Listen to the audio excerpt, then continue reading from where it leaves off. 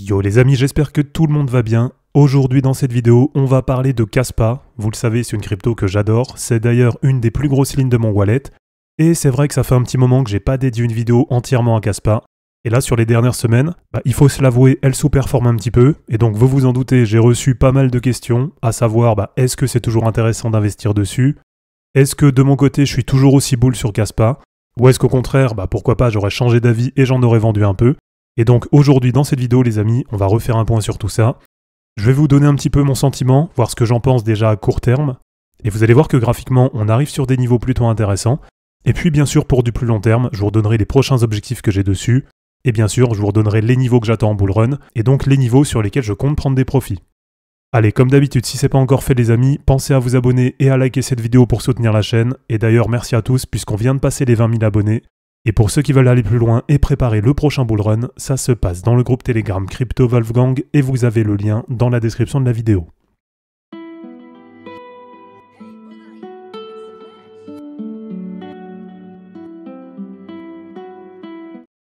Alors Kaspa les amis, aujourd'hui 0,13 $.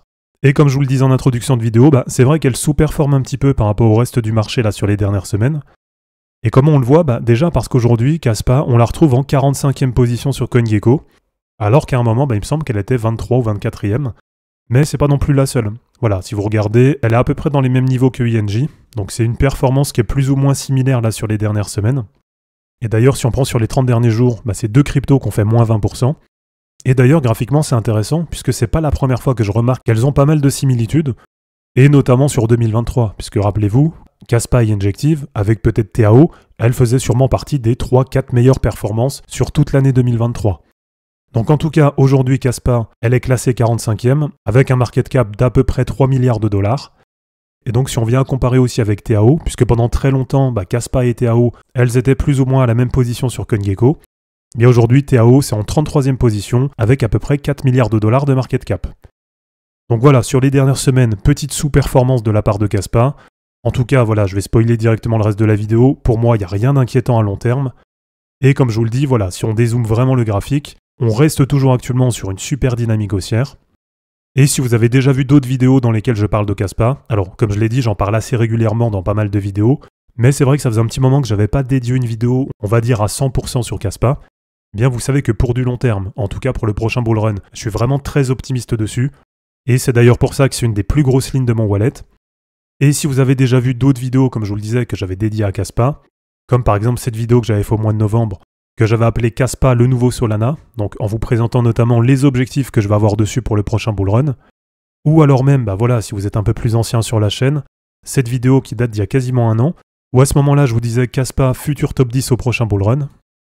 Là si on regarde, voilà, ça fait quasiment un an jour pour jour, c'est une vidéo du 11 avril 2023, et déjà à l'époque, j'étais super optimiste sur Kaspa. Alors à l'époque c'était peut-être un peu prématuré, puisque c'est une crypto qui, même graphiquement, avait pas fait autant de preuves qu'aujourd'hui. Mais en tout cas, voilà, j'avais eu le flair sur Kaspa, un peu comme pour TAO, voilà, les deux je les sentais bien. Et donc, si vous me suivez régulièrement les amis, vous vous en doutez, je suis toujours très très optimiste aujourd'hui sur Kaspa. Et quand on regarde un petit peu là ce qui s'est passé sur les dernières semaines, alors ça je voulais aussi partager plusieurs fois sur Twitter et sur Telegram. Donc d'ailleurs, n'hésitez pas à aller me suivre dessus, vous avez le lien qui est dans la description de la vidéo. Puisque je vous partage régulièrement des objectifs, des points de recharge, mon sentiment du marché, etc. Mon sentiment du marché, etc. Et bien là, sur les dernières semaines, je vous ai partagé que pour moi, on était une nouvelle fois sur une très très bonne opportunité de recharge pour du long terme, avec donc déjà début janvier 7 appuis sur la moyenne mobile 20 hebdo, et là une nouvelle fois, à partir de mi-mars, un nouvel appui sur la MM20 hebdo. Et donc quand on dézoome un peu, c'est quelque chose qui arrive pas non plus très souvent. Voilà, c'est arrivé en janvier 2023, en mai 2023, allez, quasiment en août 2023. Et donc vous le voyez, sur une période d'à peu près un an et demi, c'est arrivé à peine 4 à 5 fois. Donc sachant qu'aujourd'hui on reste toujours sur une belle dynamique haussière, je vous rappelle une nouvelle fois ma stratégie sur ce genre de crypto.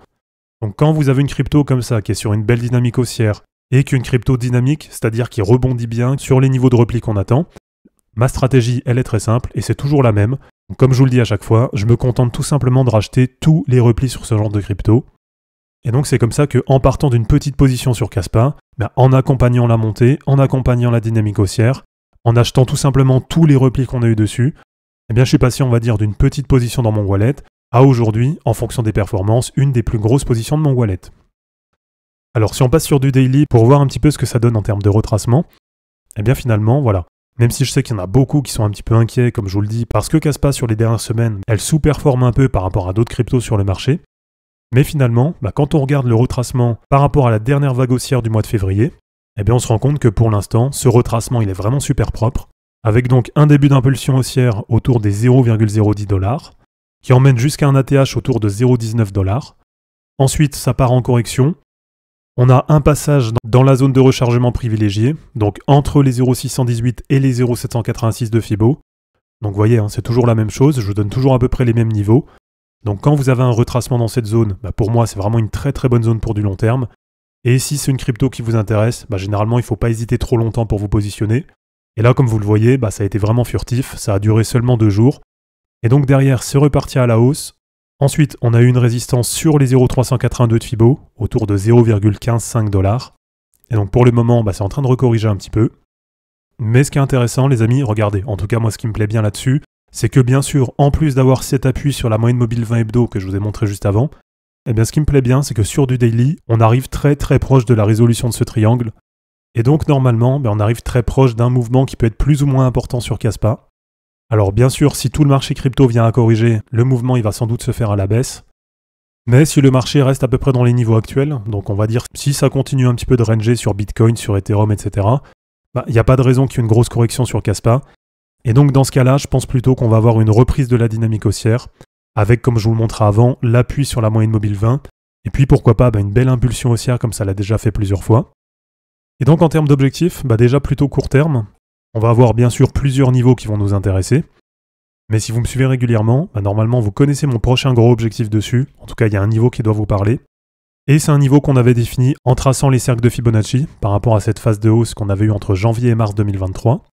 Et donc souvenez-vous, par rapport à ces niveaux, on avait un 1,618 de Fibo. Donc celui-là, je vous l'avais donné plusieurs fois. Alors c'était entre, on va dire, 0,085 et 0,09 $. Voilà, comme je vous dis à chaque fois, c'est pas non plus au millimètre près. Et donc pour l'instant, ce niveau, comme on le voit, c'est un niveau qui a bien fait office de support. Voilà, plusieurs fois on a testé ce niveau, et derrière, ça a permis de s'appuyer dessus pour repartir à la hausse.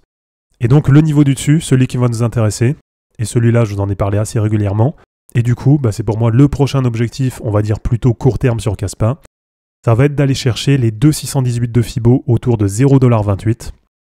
Et donc par rapport à maintenant, ça fait quasiment du plus 100%, donc ça fait à peu près du x2.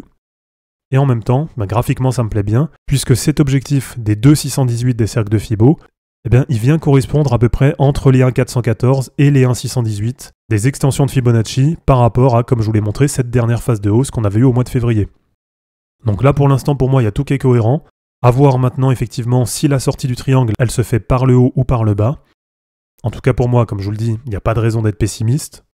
Aujourd'hui en 2024, il n'y a pas de changement négatif sur le fondamental par rapport à 2023. Donc si vous croyez à Kaspa en 2023, il n'y a pas de raison de ne pas y croire en 2024, très loin de là même. Et donc pour ceux qui voudraient se replacer, on va dire à court terme, en cas de correction. Comme on l'a vu, le premier bon niveau de recharge, c'est sur la moyenne mobile 20 hebdo, donc on va dire quasiment sur les prix actuels. Et donc le deuxième bon niveau de recharge, ça va être sur l'ancien support, donc sur les 1,618 des cercles de Fibo, on va dire tout ce qui va être entre 0,085 et 0,10 $. Si on y vient, pour moi ce sera vraiment une très bonne zone pour vous replacer pour du long terme. Et pour du plus long terme, les amis, alors j'en ai déjà parlé dans la vidéo d'analyse technique dédiée sur Kaspa que j'avais fait au mois de novembre. Mais en tout cas pour moi, les gros objectifs que je vais avoir sur Kaspa pour le bull run, et donc sur lesquels je compte faire de la prise de profit, le premier niveau, il va être autour des 1 $, et ça va correspondre à peu près sur les 3,618 des cercles de Fibo. Donc pour moi, ce sera sans doute le premier gros niveau de prise de profit. Alors, je ne sais pas encore exactement combien, puisque bien sûr, ça dépendra aussi de la dynamique globale du marché et de quand on atteint cet objectif. Mais en tout cas, je compte prendre un premier TP, sans doute entre 30 et 40% de ma position totale, quand Kaspa sera à 1 $. Et ensuite, ce qui est vraiment pour moi le gros objectif sur Kaspa pour le prochain bull run, ça va être de prendre un TP à 2,50 $. Et 2,50 $, ça vous paraît peut-être très élevé aujourd'hui, mais en termes de market cap, c'est plutôt cohérent, puisque ça voudrait dire à peu près 50 milliards de dollars de market cap pour Kaspa. Et puis bien sûr, j'exclus pas de prendre au moins 1 ou 2 TP entre temps. Voilà, comme je vous dis, ça dépendra de la dynamique globale du marché. Et comme toujours, bien entendu, je garderai peut-être 5 à 10% de la position, ce qu'on appelle un peu un moonbag, au cas où ça parte beaucoup plus haut, 4 $, 5 $, 10 $. Voilà, ça dépendra vraiment de comment se passe le bull run. Mais en tout cas, je garderai une petite partie de la position au cas où ça parte plus haut. Mais je pense très franchement qu'à partir de 2,50 $, j'aurai déchargé au moins 90% de ma position sur Kaspa. Donc voilà les amis, c'est terminé pour cette vidéo d'analyse technique sur Kaspa. J'espère en tout cas que ça vous aura plu. N'hésitez pas à aimer cette vidéo, à la commenter et à vous abonner pour en suivre d'autres. Dans la description de cette vidéo, vous allez retrouver tous les liens utiles et les liens pour me soutenir. On se dit à bientôt pour une prochaine vidéo, et d'ici là, ne capitulez pas, car les fortunes se créeront en portant vos burnes. Ciao!